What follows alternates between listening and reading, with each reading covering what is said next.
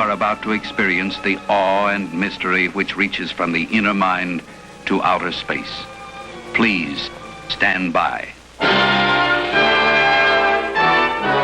Service Lifeline says it has received a record number of calls for help over the past year. Social media is believed to be a major contributor, with people seeking support for feelings of isolation and social pressure. For more, we're joined by Pete Shmigel, Chief Executive of Lifeline Australia. Good morning to you, Pete. Morning. Distressing to note that we are seeing increased numbers of Australians who are in a situation where they feel that they need to reach out. Luckily, there are services such as Lifeline.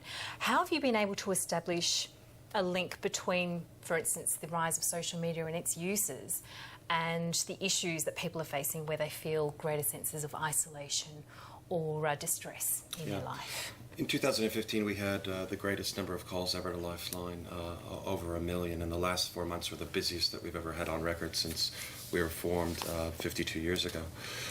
And therefore, we have to ask ourselves what's different in the community, what's different in the society that's driving these sort of numbers. And we think it's primarily two factors. On the one hand, there's a greater social acceptability around talking about our emotional and mental health issues, and that's great. We want people to be able to share and reach out when they're in trouble. But on the other hand, when we ask ourselves what's different in society over the last few years, certainly one of the growing factors is the rise of social media, Instagram, Twitter, Facebook. Why do people contact Lifeline in the first place? It's generally about isolation, it's generally about loneliness, family problems, and our sense is that social media can sometimes accelerate those feelings of isolation. It's the notion that, am I the only unhappy person on Facebook? Moreover, if you take a look at what we do in our work lives, today, yourselves would probably receive somewhere in the neighborhood of 120 emails alone.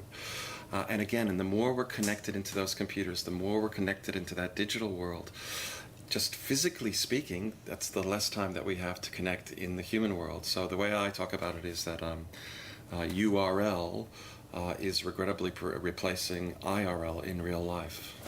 So you're seeing more calls from people who are younger than you perhaps previously saw in other years? That's right. We've got two services. We've got our phone line, 13 11 14, and we've got our chat line.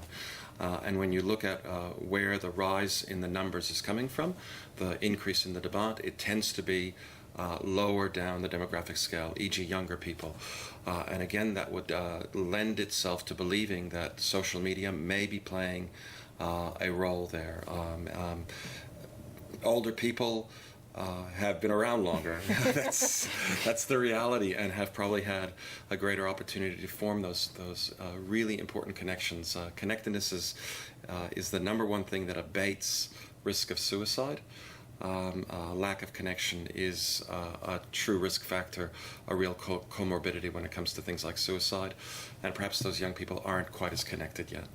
In a way, though, can social media be a positive thing in terms of people being able to access information, connect to services that they need in these instances? Indeed it can. To simply cast the internet as an absolute evil is simplistic and wrong. Like never before, any Australian can go online and find a wealth of mental health information. Many Australians can go onto their smartphones and download even apps that help you with your emotional issues and your mental health issues. So again, whilst it may be playing a negative effect in some respects, social media, the internet, is probably also playing a positive effect in terms of raising awareness.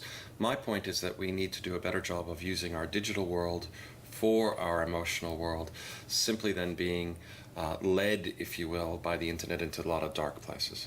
Because you do see, and sometimes in social situations where you might have a group of people, but most of them are looking at a phone and talking to other people, not the group who's in front of them.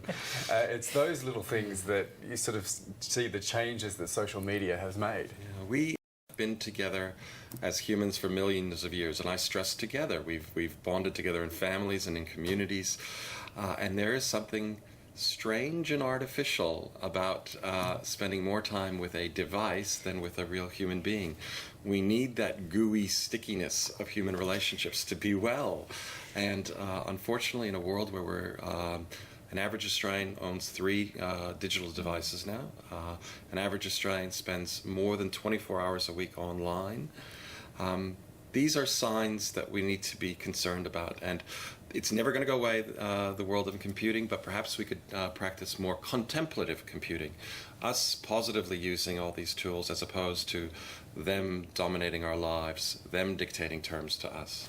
It's interesting you made the point earlier that perhaps the increase in numbers of calls to Lifeline may be partly to do with the fact that people are more comfortable about reaching out, and yet you also pointed out the fact that perhaps on social media there's the sense that people are portraying their lives without the negatives necessarily being shown, and so people in their private space are starting to feel that they're the only ones going through anything that's bad. Should we see a greater opening up, I suppose, of what is our daily life and what is reality? You point to an interesting phenomenon, this divide between our public lives and our private behaviors.